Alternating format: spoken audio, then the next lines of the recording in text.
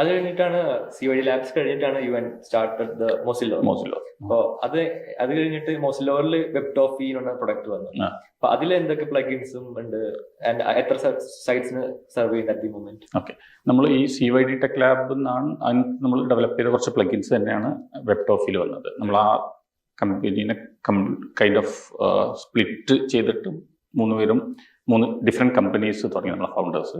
ആ സമയത്താണ് വെബ്ടോഫിയിൽ അതിലുള്ള കുറച്ച് WooCommerce ഇമ്പോർട്ട് എക്സ്പോർട്ട് റിലേറ്റഡും പേയ്മെന്റ് ഒക്കെ സബ്സ്ക്രിപ്ഷൻ ഒക്കെ റിലേറ്റഡ് കുറച്ച് പ്ലഗിൻസ് നമ്മൾ ഉണ്ടായിരുന്നു. അത് വെച്ചിട്ട് നമ്മൾ സ്റ്റാർട്ട് ചെയ്തു. പിന്നെ നമ്മുടേതായ കുറച്ച് പുതിയ പ്ലഗിൻസും ഡെവലപ്പ് ചെയ്തു. അങ്ങനെ കുറച്ചു കാലം നല്ല ഗ്രോത്ത് എങ്ങനെ ഉണ്ടായി, ടീമിനെ ബിൽഡ് ചെയ്തു. അപ്പോൾ ഞാനത് ബിൽഡ് ചെയ്യുന്നത് കാലിക്കറ്റാണ്. ഇവിടെ അത് ബിൽഡ് ചെയ്ത് അതിന്റെ പാരലായിട്ട് നമ്മൾ പ്ലസ് ചാർട്സിൽ ചെറിയ ഡെവലപ്മെന്റ് നടക്കുന്നുണ്ട്. പിന്നെ ഒരു ബൂട്ട്സ്ട്രാപ്പ് ഡാഷ് എന്ന് പറഞ്ഞിട്ടൊരു അഡ്മിൻ ഡാഷ്ബോർഡ് ടീം, അങ്ങനത്തെ ഒരു ചെറിയൊരു ഇനിഷ്യേറ്റീവ് ചെയ്തു. അതൊക്കെ പിന്നീട് നമ്മൾ പതുക്കെ എക്സിറ്റ് ആയിട്ട് ഫോക്കസ് വെബ്ടോഫിലോട്ട് തന്നെ വന്നു. അതിന് ഇടയ്ക്ക് വെച്ചിട്ട് യു ഡിസ്കവേർഡ് ഈ GDPR കംപ്ലയൻസ് ആ ഒരു ടൂളിനെ ബൈ ചെയ്തിട്ടുണ്ടായിരുന്നു. ബൈ ചെയ്തിട്ടാണ് you evolve it into CookieYes. ആ ഒരു സ്റ്റോറി ഷെയർ ചെയ്യാൻ പറ്റും. What motivated you to buy first of all than building it on your own, then അത് കഴിഞ്ഞിട്ട് എങ്ങനെ റീബ്രാൻഡിങ് ആ ഒരു രീതിയിലേക്ക് ഒരു തോട്ട് പ്രോസസ് എങ്ങനെ പോകും? ഇപ്പൊ ഞാൻ പ്ലഗിൻസ് നമ്മൾ ഡെവലപ്പ് ചെയ്യുന്നുണ്ട്. അപ്പോൾ നമ്മുടെ നെക്സ്റ്റ് ഗ്രോത്ത് ഓപ്പർച്യൂണിറ്റീസ് എക്സ്പ്ലോർ ചെയ്യുന്ന സമയത്ത് എനിക്ക് തോന്നി എന്തുകൊണ്ട് പ്ലഗിൻസ് അക്വയർ ചെയ്തതാണുള്ളത്. അങ്ങനെ ഞാൻ കുറച്ച് ഓതേഴ്സിനെയൊക്കെ കോൺടാക്ട് ചെയ്തു. പ്ലഗിൻ ക്രിയേറ്റേഴ്സിനെ കോൺടാക്ട് ചെയ്തു. പല ആൾക്കാരും ഡെവലപ്പേഴ്സ് ആയിട്ട് ചിലപ്പോൾ വർക്ക് ചെയ്യുന്നതായിരിക്കും. അവർ പ്ലഗിൻ ഡെവലപ്പ് ചെയ്തിടും, പിന്നെ ചിലപ്പോൾ അതിനെ അവർക്ക് മെയിൻറ്റെയിൻ ചെയ്യാനുള്ള ഇതുണ്ടാവില്ല. അപ്പോൾ അങ്ങനെ കുറച്ച് പ്ലഗിൻസ് ഒക്കെ ഉണ്ടായിരുന്നു. അപ്പോൾ അവരൊക്കെ ഞാൻ കോൺടാക്ട് ചെയ്തു. അങ്ങനെ ഞാൻ ടോട്ടൽ 2 പ്ലഗിൻസ് ആണ് ആ ടൈമിൽ അക്വയർ ചെയ്തത്. അതിനകത്ത് ഒന്നായിരുന്നു ഒരു 200,000 ആക്റ്റീവ് ഇൻസ്റ്റാൾസ് ഉള്ള കുക്കിലോ ഇൻഫോ എന്ന് പറഞ്ഞിട്ടുള്ള ഒരു ഗെറ്റ്. അത് ബേസിക്കലി കുക്കി കൺസെന്റിനുള്ള ഒരു നോട്ടീസ്. കുക്കി എന്ന് പറയുന്നത് ഒരു വെബ്സൈറ്റ് വിസിറ്റ് ചെയ്യുമ്പോൾ ബ്രൗസറിൽ നമ്മൾ എടുക്കുന്ന എന്തെങ്കിലും ഒരു ആക്ഷൻ, ആ വെബ്സൈറ്റിലുള്ള ഒരു സെലക്ഷൻ. ഒരു എക്സാമ്പിൾ ആയിട്ട് പറയാൻ, ഞാനൊരു സൈറ്റിൽ വന്നു, എൻ്റെ ലാംഗ്വേജ് ഇപ്പം എനിക്ക് സ്പാനിഷ് ആണ് എന്ന് വിചാരിക്കുക. അപ്പോൾ ഞാൻ സ്പാനിഷ് എന്നുള്ളത് സെലക്ട് ചെയ്ത് കഴിഞ്ഞാൽ അത് എൻ്റെ ബ്രൗസറിൽ തന്നെ സ്റ്റോർ ചെയ്ത് വെക്കും. അപ്പോൾ നെക്സ്റ്റ് ടൈം ഞാൻ ആ സൈറ്റ് വിസിറ്റ് ചെയ്യുമ്പോൾ സ്പാനിഷ് വരും. അപ്പോൾ ബ്രൗസറിന് ഓൾറെഡി അറിയാം. അപ്പോൾ ആ സൈറ്റ് ഓണർക്ക് അറിയാം ഓൾറെഡി. അപ്പോൾ അങ്ങനെ കുറച്ച് ബ്രൗസറിൽ ആണ്. ഓക്കെ അങ്ങനെ ഇപ്പോൾ ഇതെന്ന് പറഞ്ഞാൽ യൂറോപ്പിൽ GDPR എന്നുള്ള ഒരു റെഗുലേഷൻ എഫക്റ്റീവ് ആവുന്നത് മാർച്ച് 2018 അപ്പൊ അതിനു മുമ്പേ ഈ പ്രൈവസി ഡയറക്റ്റീവ് എന്നൊക്കെ പറഞ്ഞിട്ടുണ്ട്. പക്ഷെ അതത്ര എൻഫോഴ്സ് ചെയ്യുന്നില്ലായിരുന്നു. ഓക്കെ, അന്ന് മുതലേ കുക്കി ബാനറൊക്കെ ഉണ്ട്.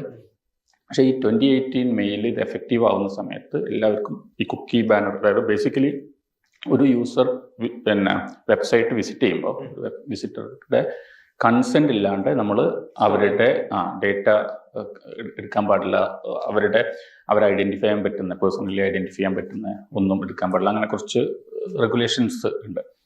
അപ്പോൾ ഈ കുക്കി ബാനർ മസ്റ്റായി വെബ്സൈറ്റ്സിന്.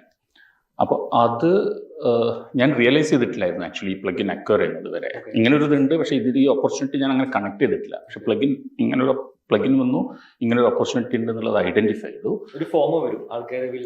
അതെ, എല്ലാവരും ആ ടൈമിൽ പിന്നെ വെബ്സൈറ്റ് ചെയ്തിട്ടില്ലെങ്കിൽ ഇതൊരു മേജർ ലോ എൻഫോഴ്സ് ചെയ്യണമല്ലോ യൂറോപ്പിലും മൊത്തം. ഫൈൻ വരും. അതെ, ഓക്കെ, ആ ഒരു ഹ്യൂജ് ഫൈൻ വരും. അപ്പൊ ആ ഫൈനിന് അവോയ്ഡ് ചെയ്യാൻ വേണ്ടിയിട്ട് ജനറൽ, കാരണം ഇത് എന്ന് പറഞ്ഞാൽ വിസിബിൾ ആയിട്ടുള്ള കാര്യം. ഇന്റേണൽ ഡേറ്റ അതിനേക്കാൾ കൂടുതൽ ഒരു സൈറ്റിൽ വിസിറ്റ് ചെയ്യുമ്പോൾ നമുക്ക് അറിയാം ബാനർ ഇല്ലെങ്കിൽ they are not GDPR compliant. മൊത്തം വിഡ്ജറ്റ് ആണ് നിങ്ങൾ പ്രൊവൈഡ് ചെയ്യുന്നത്. അതൊരു സിമ്പിൾ വിഡ്ജറ്റ് ആണെങ്കിൽ അതിന്റെ ബാക്കിൽ കുറെ കാര്യങ്ങളുണ്ട്. നമ്മളൊരു വെബ്സൈറ്റിന്റെ URL വെച്ചിട്ട് സൈൻ അപ്പ് ചെയ്യും. നമ്മൾ ഹോൾ വെബ്സൈറ്റ് സ്കാൻ ചെയ്തിട്ട് will identify what kind of cookies they use, what are the cookies they use. അത് നമ്മൾ വെച്ചിട്ട് ഒരു കുക്കി ഡിക്ലറേഷൻ നമ്മൾ പ്രിപ്പയർ ചെയ്യും. ഒരു ഇതെയും പിന്നെ അവർക്ക് ഈ ആക്സെപ്റ്റ് ചെയ്യുക റിജക്ട് ചെയ്യുകയാണെങ്കിൽ ഇതിന്റെ കൺസെന്റിന്റെ റെക്കോർഡ്സ് നമ്മൾ കീപ്പ് ചെയ്യുന്നുണ്ട്. പിന്നെ അവർക്ക് ഈ ബാനർ പല രീതിയിലും കസ്റ്റമൈസ് ചെയ്യാനോ അവരുടെ ബ്രാൻഡിങ് വെച്ചിട്ട് അങ്ങനെ ഈ ഡിഫറെന്റ് ഫോംസിൽ ഇതിനെ കൊണ്ടുവരാനൊക്കെ ലേഔട്ടിൽ കൊണ്ടുവരാനുള്ള ഓപ്ഷൻസ് ഒക്കെ നമ്മൾ കൊടുക്കുന്നുണ്ട്. അപ്പൊ ഞാൻ ചോദിക്കട്ടെ, ഇത് ബൈ ചെയ്ത സമയത്ത് എങ്ങനെയായിരുന്നു? ഇത് വൺ ടൈം ആയിട്ടായിരുന്നു, പിന്നെ എങ്ങനെയാണ് സാസ് ഒരു മോഡലിലേക്ക് കൊണ്ടുവന്നത്? അപ്പൊ നമ്മൾ ഇത് വന്ന് നമ്മൾ അതൊരു ഫ്രീ പ്ലഗിൻ ആയിരുന്നു, നമ്മളതിനെ അപ്ഡേറ്റ് ചെയ്തു. അത് കുറച്ച് കാലമായിട്ട് അപ്ഡേറ്റ് ചെയ്യാണ്ട് കിടന്നായിരുന്നു. പിന്നെ നമ്മളൊരു പെയ്ഡ് പ്ലഗിൻ അതിന്റെ മുകളിൽ ബിൽഡ് ചെയ്തു. അത് ഈ ഒരു ലോ എഫക്റ്റീവ് ആവുന്ന ടൈമിൽ അപ്പൊ അതിനകത്ത് നമുക്ക് സെയിൽ തുടങ്ങി. പിന്നെ നമ്മൾ തിങ്ക് ചെയ്തു ഇത് why don't we expand beyond word press എന്നുള്ളത്.